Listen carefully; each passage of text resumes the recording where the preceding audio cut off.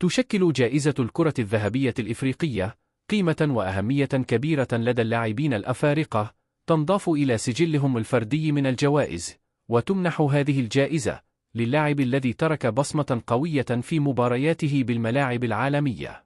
بدأت مجلة فرانس فوتبول بتوزيع هذه الجائزة منذ عام 1970، لتنتهي قصتها مع هذه المجلة عام 1994، بعدما قام الاتحاد الإفريقي لكرة القدم بالدخول إلى الخط، وأصبح يقدمها منذ عام 1992 إلى وقتنا الحالي. سنتعرف خلال هذا الفيديو على اللاعبين الذين توجوا بهذه الجائزة منذ تاريخ إنشائها. قبل أن نبدأ بعرض هذا الفيديو، لا تنسوا الإعجاب والاشتراك في القناة وتفعيل الجرس ليصلكم كل جديدنا. سنة 1970 شهدت هذه السنة تحقيق النجم المالي ساليف كيتا لجائزة الكرة الذهبية في نسختها الأولى بعد تجربته الموفقة في الملاعب الفرنسية، لا سيما مع فريق سنت إتيان. وقد حقق اللاعب الكثير من البطولات في مسيرته، أبرزها التتويج بالدوري الفرنسي عدة مرات.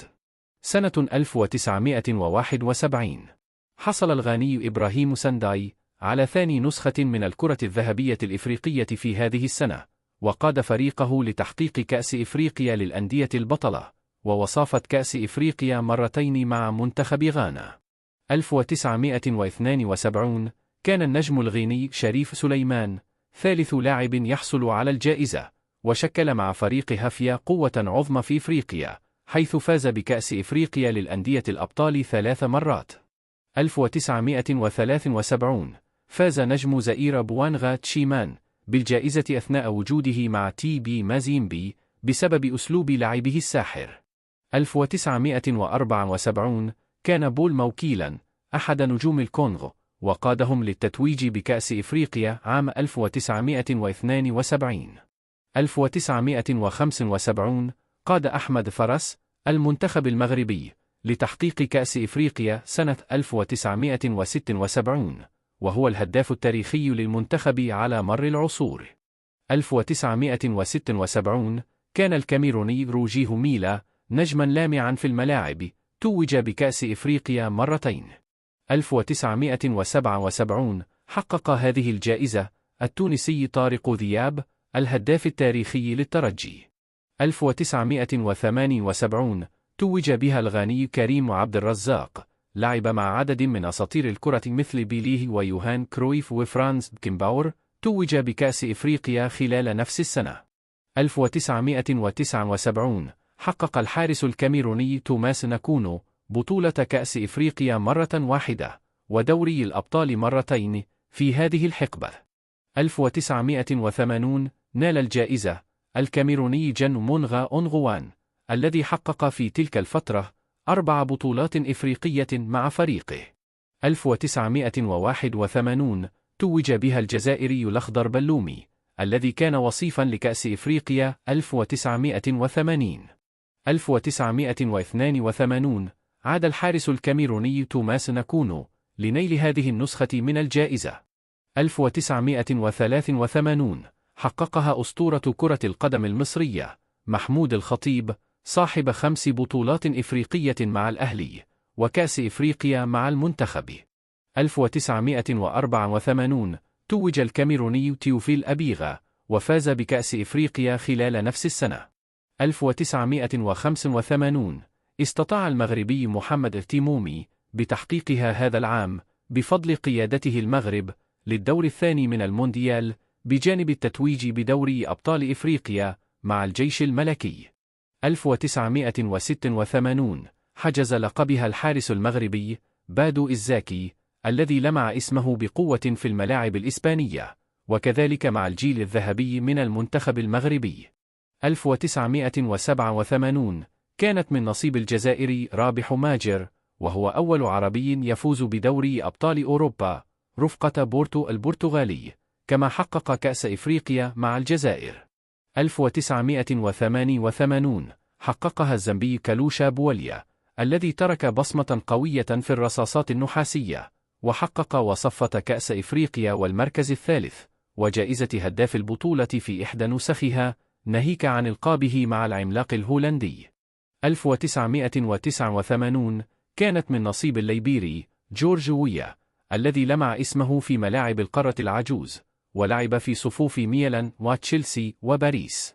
1990 تجدد الحوار مع كان الكاميروني روجيه ميلا، الذي حقق الجائزة للمرة الثانية في تاريخه. سنوات 1991 وعام 1992 و1993 حلق النجم الغاني عبيدي بيليه في سماء كرة القدم العالمية، وحقق دوري أبطال أوروبا مع مارسيليا، وكأس إفريقيا مع غانا، وغيرها من الإنجازات، ليحصد الكرة الذهبية 3 مرات متتالية. 1994 عاد الليبيري جورج ويا لتحقيق جائزته الثانية من الكرة الذهبية. 1992 منحت جائزة الكرة الذهبية من طرف الكاف في هذه السنة إلى الغاني عبيدي بيليه.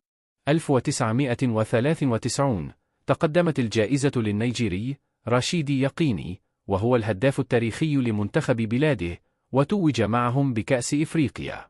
1994 يمتلك هذا اللاعب النيجيري إيمانويل أومونيكي سجلاً واسعاً في الملاعب الرياضية، وقاد منتخب بلاده لتحقيق ذهبية أولمبياد 1996 وكأس إفريقيا، والكثير من البطولات مع مختلف الأندية التي تنقل إليها مثل برشلونة والزمالك. 1995 كانت من نصيب الليبيري جورج ويا.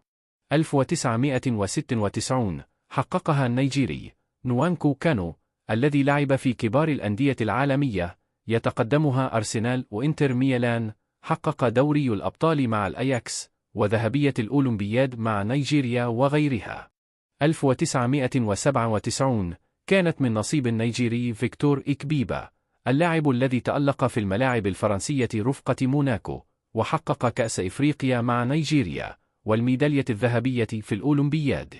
1998 تحصل المغربي مصطفى حجي على الجائزة في هذه السنة نتيجة أدائه المبهر في مونديال 1998، وكذلك تجربته الاحترافية المميزة في أوروبا.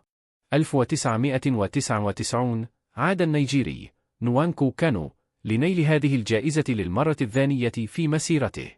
2000 تحصل عليها الكاميروني باتريك موبوما، الذي كان هدافا بارزا للكاميرون في عصره، وقادهم لتحقيق العرس الإفريقي مرتين وذهبية الأولمبياد.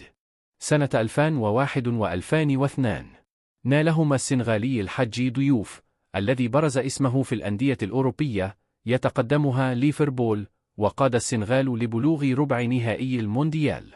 سنوات 2003 و2004 و2005 توج بها نجم فريق برشلونة 3 سنوات متتالية، وحصل اللاعب على بطولتين من كأس إفريقيا، و4 من دوري الأبطال، وذهبية الأولمبياد، والكثير من الألقاب المختلفة.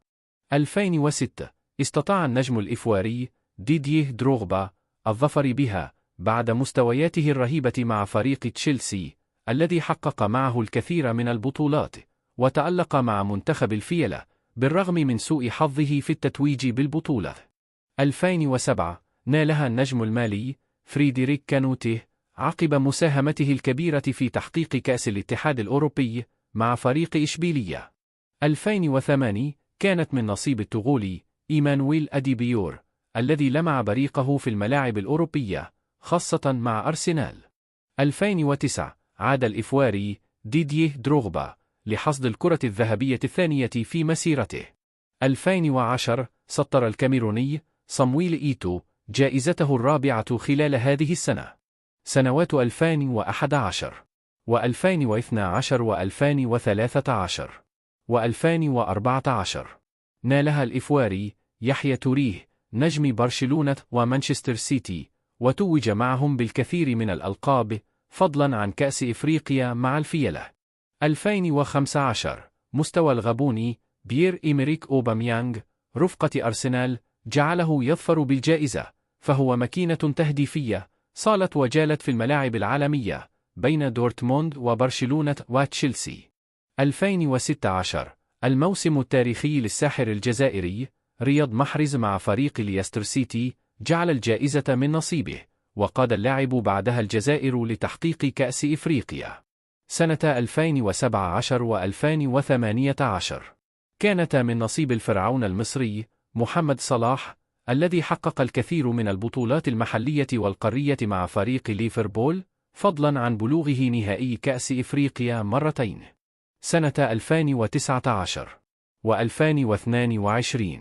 استطاع السنغالي بطل إفريقيا عام 2021 أن يظفر بها في هاتين السنتين، وساهم في تتويج ليفربول بالكثير من الألقاب. 2023 نالها النيجيري فيكتور أوسيمين بعد الموسم التاريخي في الدوري الإيطالي الذي توج به، وكان هدافا له أيضا. إذا أعجبك الفيديو لقناة كورافوت لا تنسى أن تترك لنا تعليقا أسفل الفيديو والاشتراك في القناة وتفعيل الجرس ليصلك كل جديدنا.